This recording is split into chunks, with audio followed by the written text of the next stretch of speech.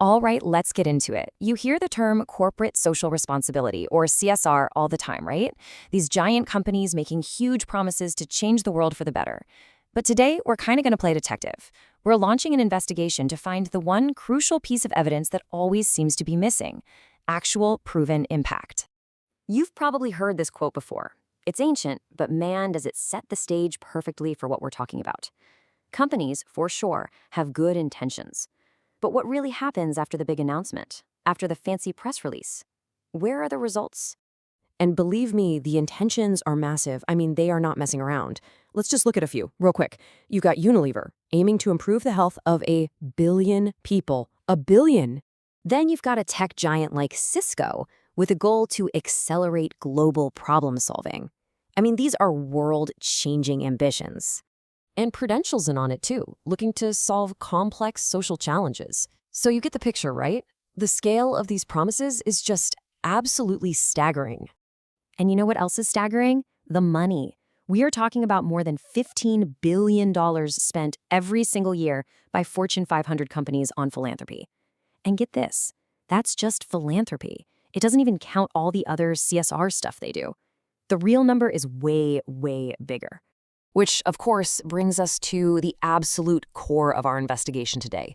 After all these decades, all these incredible promises, and all of those billions of dollars, can we prove that any of it is actually working?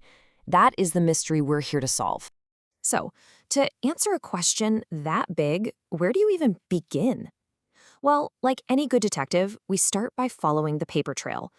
If there's proof of impact anywhere, you'd think it would be in the academic research. So let's follow the clues. And when I say a paper trail, I mean a mountain of paper. Over the last 50 years, there have been more than 6,000 academic studies published on CSR performance. I mean, the answer has to be in there somewhere, right? But here's where we find our first major clue. This map basically shows us what all those thousands of studies were actually about. See that big blue area down there, the one labeled results? It's almost entirely focused on just one thing: financial performance for the company itself. So our paper trail reveals a pretty shocking bias.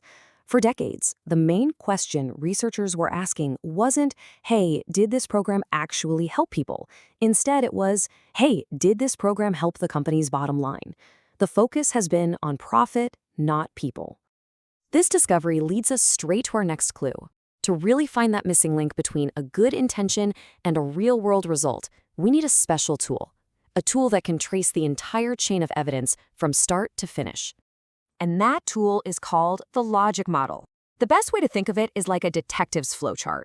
It helps you trace every single step to see if an action really, truly led to a specific, provable outcome. The model's actually pretty straightforward. It follows 4 key steps. Step 1, activities. Just what did the company do? Step 2, outputs. These are the immediate results, like we handed out 1,000 laptops. Step 3, outcomes. Did any real change happen? Like, did literacy rates actually go up? And finally, the most important step of all, impact. Can you prove that your activity caused that change? Okay, so check this out. Researchers took this logic model and used it to analyze the 69 most important, most influential CSR studies. The results are, well, they're kind of mind-blowing.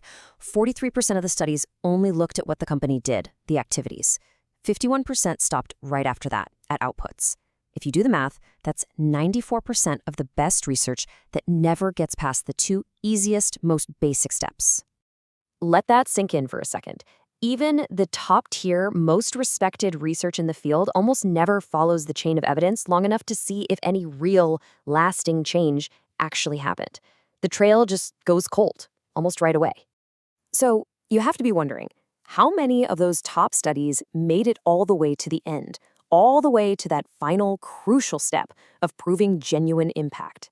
0. A big, fat 0. Not one, not a single one of the most cited studies could definitively prove that a CSR program actually caused the social good it claimed to create. This is our smoking gun. The evidence is officially missing from the case file.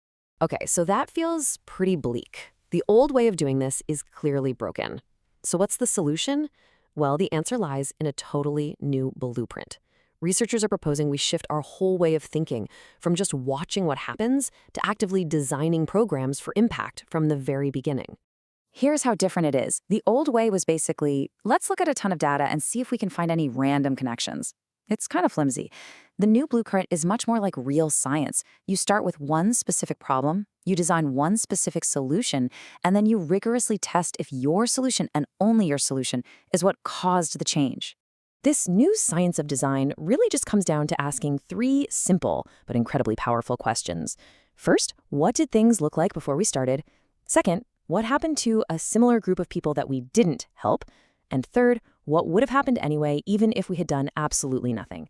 That is how you prove cause and effect. So after all that, what does our investigation really tell us?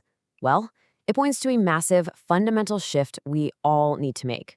We've got to move beyond the comfort of just having good intentions and step into the much more difficult but much more important world of proving our impact.